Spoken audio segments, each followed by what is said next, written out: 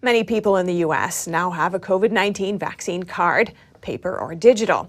But could we soon be proving our vaccination status by the substances inserted under our skin? Earlier today, I spoke with Epoch Times investigative reporter and host of Crossroads, Joshua Phillip. He says reports that the government is trying to make this happen should have everyone's alarm bells sounding. Joshua Phillip, welcome to our show. Thank you so much for joining us. Hey, always a pleasure being here. Something that's largely flown under the radar, a patent filed by the U.S. government for a new product containing luciferase. That's a bioluminescent material often used in COVID-19 research. There are now reportedly proposals to use this product to start tracking people's vaccination status with an injectable that would sit under the skin. Now, you've been digging into this issue. Can you tell us what you've learned so far?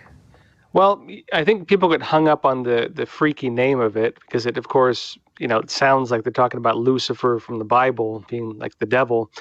And, naturally people are concerned about, among the religious community, they talk about the mark of the beast and things like that. And, they're legitimately worried about that. And, of course, the media has a field day trying to debunk it and so on.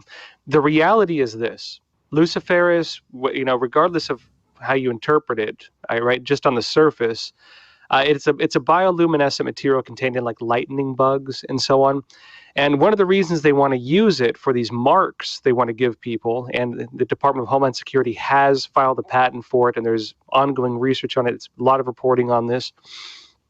They have filed a patent for it, and they want to give people marks. And the reason they want to use luciferase is because it's bioluminescent and shows up under UV light. And so they can scan you almost like a barcode.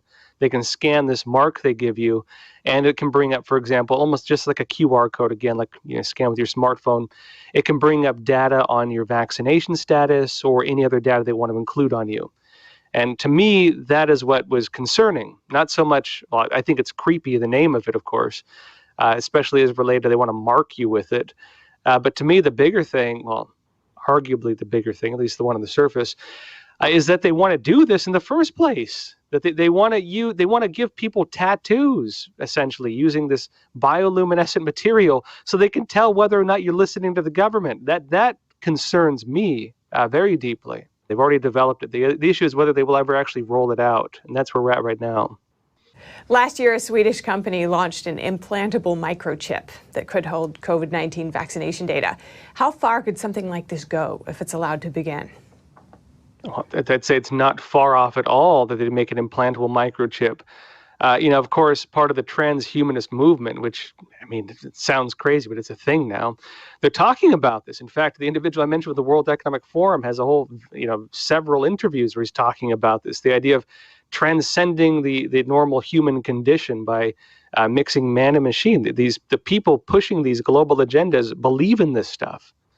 And it's not far off anymore. Even Elon Musk is talking about microchipping people's brains and so on. The concern with luciferase and this tracking system is not that it's going to put a microchip in your body. The concern is that they're creating basically a QR code that could be scanned and then used just like a microchip would. A microchip goes a bit further than that because that suggests that there's some kind of not just information leaving your body, but maybe information going into your body, through the use of that. Which I think people have a clear reason to be concerned about because people are talking about it. The people pushing these agendas are talking about it.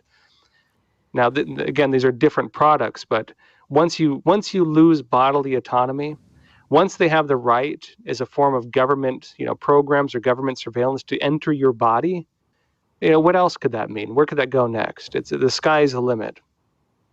And what do you think people should do if they're concerned about their medical privacy and their freedom? Well, people need to make their voices heard with this, and also not be silent when they try to say it's a conspiracy theory. Because look, they have a patent for it. They talk about it openly. They're trying to fact check it not on the facts, but on the interpretation of the facts. Your medical data, that is between you and your doctor, and how the walls have been torn down, how your rights have been stripped from you if they think they can push it this far. Joshua Phillip, host of Crossroads, thank you so much for your time. Hey, real pleasure.